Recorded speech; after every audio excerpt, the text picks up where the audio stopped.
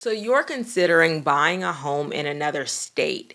And I know this is a big decision for a lot of you, especially if you're a first time home buyer. So I'm going to go over the things that you should think about because there's different ways of buying homes in other states.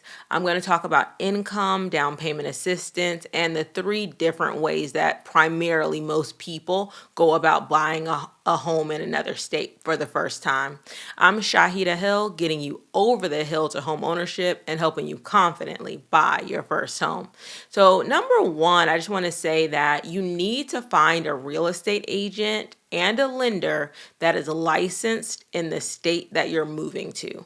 So make sure you're finding that. Again, you need to find a real estate agent and a lender that are licensed in the state that you are moving to. Often you can find lenders that are licensed to do mortgages in multiple states. Sometimes it is harder to find a real estate agent that's licensed in multiple states unless they're like neighboring states like Georgia, Florida, Georgia, Alabama. Sometimes you'll find that they are licensed in both states, but very easily look in the state that you're thinking about moving to for a real estate agent. Now let's go over the three ways that most people are buying these homes. One, you can do it 100% virtually. You never have to go to the state that you're moving to. So you work with your real estate agent, you do this through video, you do it through text, emails, all of that. And you're going to do your home inspections. You get your home inspections emailed to you. You can talk to the home inspector by phone, FaceTime, all of that. Some people buy their home in the state that they're moving to 100% virtually. They never actually visit the state. And, this was an option, of course, over the pandemic, a lot of people took advantage of. This was probably a little bit easier with new construction because you can pick your floor plans, you can see everything, you can watch the process being built, where sometimes with resale homes, you can't really get a feel for it unless you are actually there. But again, it's so important for both new construction and resale that you're getting your home inspections. You get as much information about that house as possible. So your real estate agent in those videos, you don't just want like a video of the house. You want them to say, okay, look at the neighborhood. What's happening on, with the neighbors? Like for example, if I'm taking a video of a home for a client that's not there, that I might, I look around, I do like a 360 of the neighborhood. I point out things like, oh, your neighbor has an RV and they park it on the grass, or your neighbor to the left of you, or where you're thinking about moving, has 5 dogs. They fence them in, they're outside dogs. They're kind of loud. I'll talk about all of those things. You also can look yourself in Google Earth, but Google Earth is kind of static, so you can't find out what's happening right now in that area. So that agent that you're working with in the state that you're moving to is going to be really, really important. And they can give you things you can look up, like, of course, the schools. There's usually crime mapping, so you can look at that. They can look up the rental versus home owners that live in the area. They can give you things like that. So that's number one. Do it 100% virtually. You can close virtually as well. With most closing attorneys and title companies, it's going to require a notary, and that notary can, have you sign things in your state. All right, number two is you travel to the state, you work and go in person with that real estate agent. Maybe you go a couple of weekends or a whole week. And so in this instance, you want to really make sure that you're looking at the homes and have a good plan for your visit. So if you're going to come in, ideally come in on like a Friday or a Thursday. And then because a lot of new homes will come on the market on Friday, and then you plan to stay through the weekend, and you may make an offer while you're still there, or maybe you'll make an offer when you go back home, because again, everything for the most part can be done electronically, but at least you've been able to see the homes in person yourself. So this is a way of doing it. You don't necessarily have to come back for the closing, just depends on what you want to do, but you can, plan at least 2 to 3 trips to that state that you're moving to, and then, make your decision after you actually seeing the home with your own eyes. And then number 3 is an option that I really like. It is the move, rent, and then buy. Because truly, if you're moving to a city that you're not familiar with, maybe you don't have family there, and you're, kind of going and just, you really don't have, you're not familiar with the area, I highly recommend that you move, you rent, and then you buy.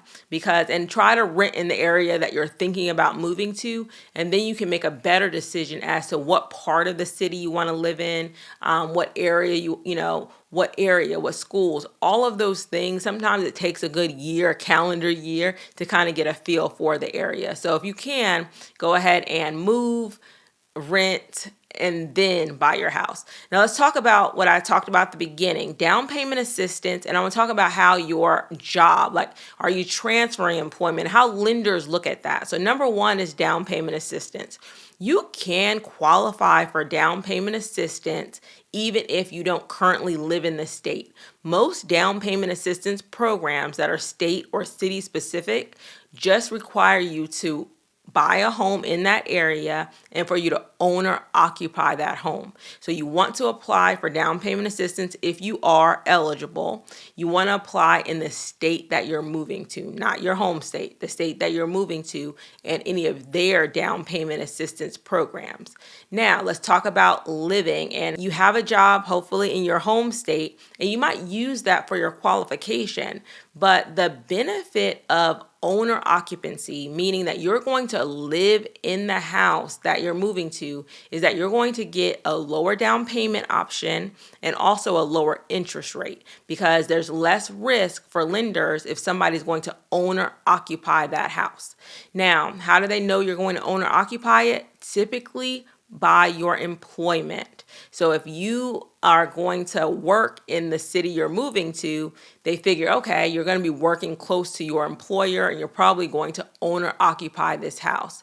So you cannot just use your home state job or your employment unless you're a remote worker. So if you're a remote worker, you can truly live anywhere, right? So, but your company has to back you up. There's a lot of people having returned to work. You have to go back to work. So, or they expect you to maybe come in 2 times a month. Then that may not work for the lender to believe that you're going to say you're going from Georgia to Texas. They may not believe that you're going to fly to Texas 2 times a week in order to maintain that employment. You probably won't be approved for that loan.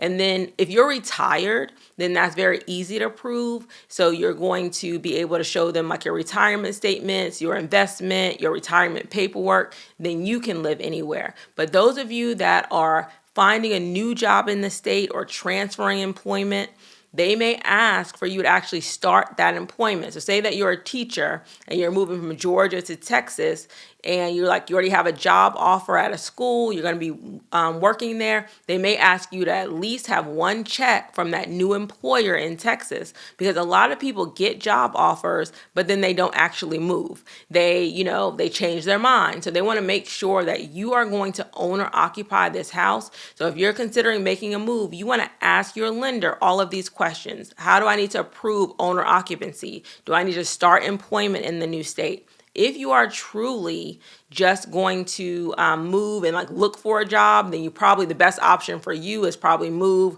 rent, and then buy a property, because you don't know when you're going to get employment. And even if because people ask me this, well, I have a lot of money saved, that sort of thing, can I still buy?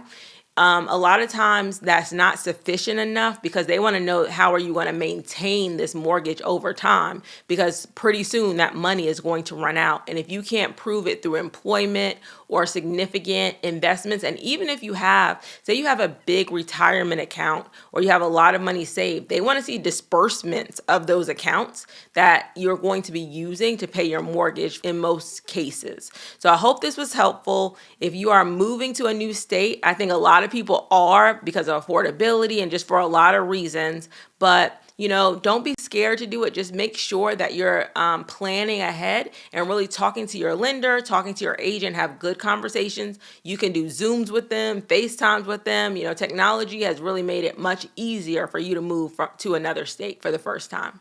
All right, thank you so much. Please like and subscribe to my channel. My masterclass link is in the description as well.